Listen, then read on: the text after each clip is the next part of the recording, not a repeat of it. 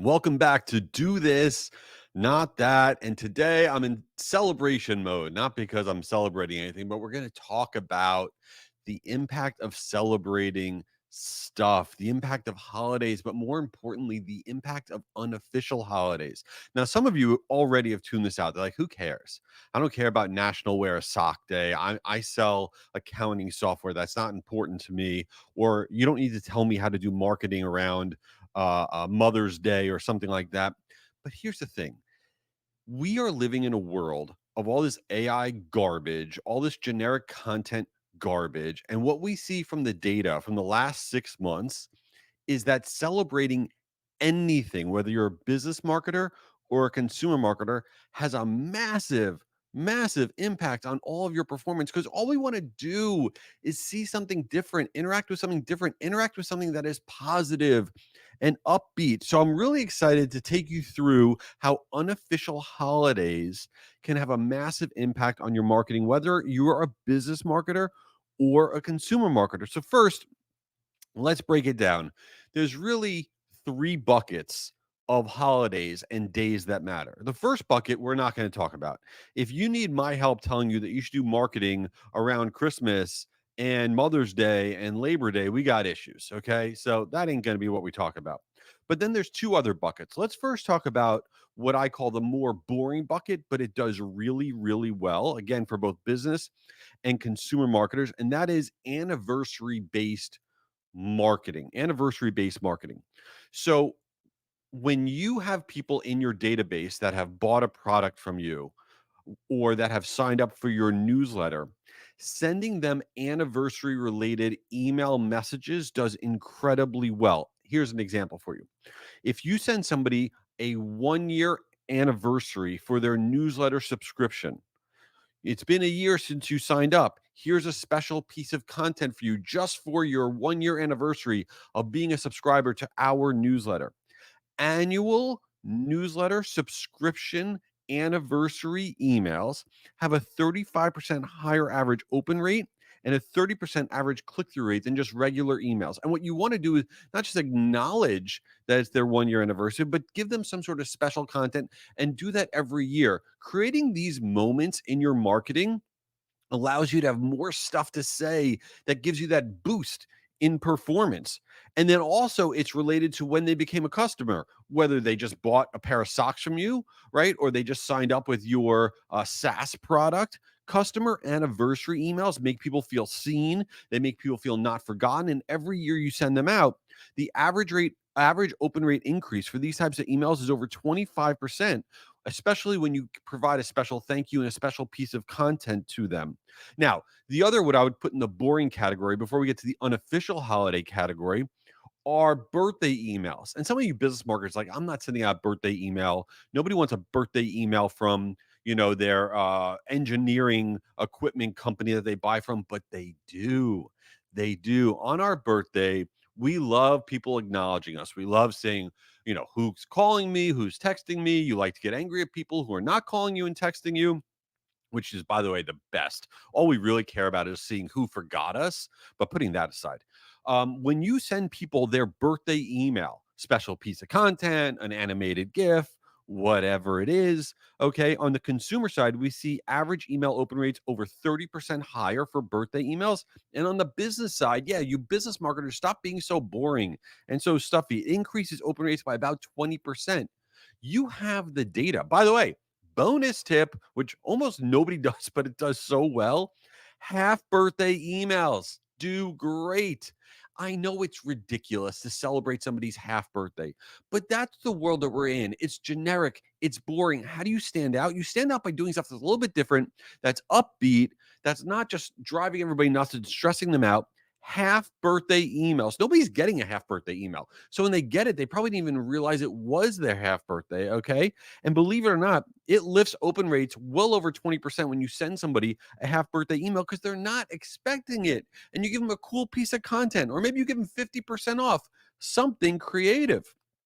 But the big one, okay, the big one is these unofficial holidays. Unofficial holidays are marketing gold, and we're not taking advantage of them. I mean, think about Netflix, right? Netflix celebrates binge watching day and they go all in, and their streaming numbers surge. Okay, they surge on it. How about Amazon Prime Day? They invented the biggest shopping day of the year other than Black Friday, Amazon Prime Day. Or Spotify, their national wrap up day. We all get our Spotify wrap and it tells us all the horrible, stupid songs and things we've been listening to on Spodcast. These are not real things, but these unofficial holidays can crush it in performance. So let me first give you some of the stats, and then I'm going to share with you how you can use these unofficial holidays, whether you're selling a pair of socks or you're selling the most boring accounting software. You can use unofficial holidays and crush it. So here first are the stats. In the last 6 months, when you mention an unofficial holiday in the subject line email, it lifts open rates by over 35% for business and consumer marketing. Now, in social posts, unofficial holidays that are mentioned in social posts have an engagement rate increase of over 25%. And if you tie your unofficial holiday to a content offer download, we see that lift download rates by over 40%. This is crazy, all by celebrating things that really don't exist. So, all you have to do to figure out what you should be celebrating is simple. You can go to any of the AI tools, right? Go to Gemini. I love Gemini from Google, it's free.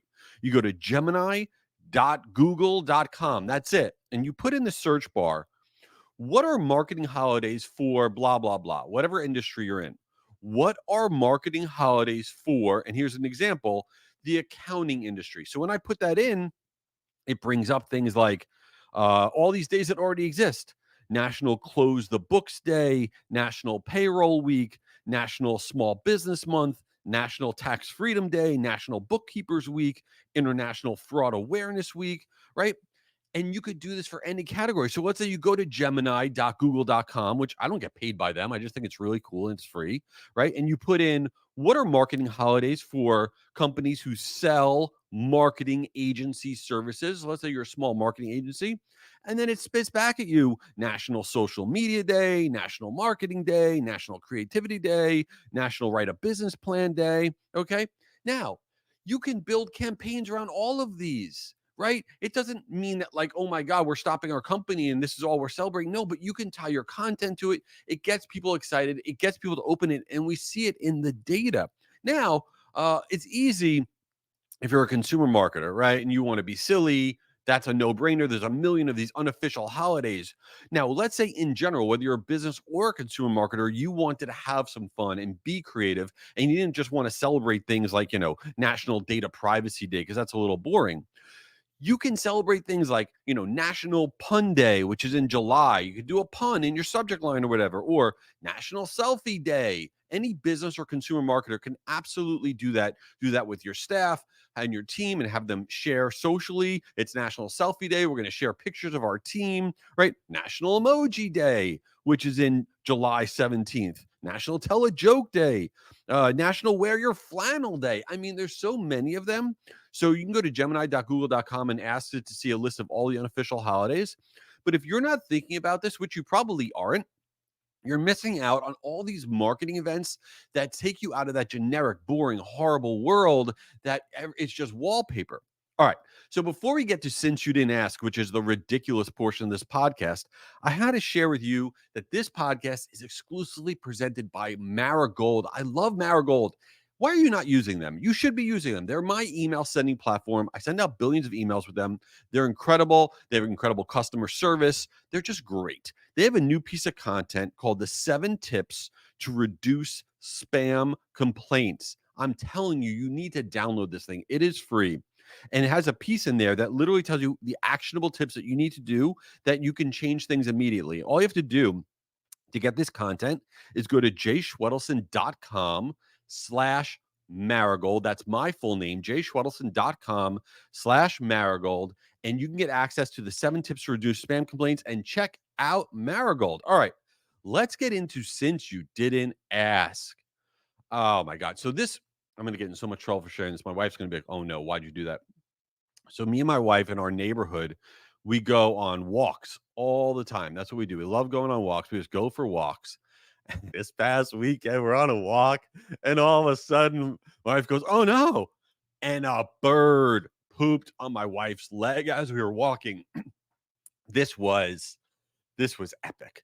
And what did I do? She's like, "This is disgusting. This is terrible." I just started laughing. I just started pointing at her. I'm like, "Ah ha ha ha." That did not go over well. But then she's like, "Yeah, but it's good luck." I'm like, "What are you talking about? It's good luck." She's like, "A bird pooping on you is good luck." And by the way, I think that is the most ridiculous thing. This wasn't what I was going to say. I have the craziest bird pooping story ever. This happened to me not that long ago. This is wild. I was in New York City. I live in Florida. I was in New York City and I was in a taxi. All right. And I was going from one meeting to this other meeting, whatever. And I had my window down. This was wild. I had my window down. I can't even believe this happened. And I was on the phone in the taxi. I'm on the phone.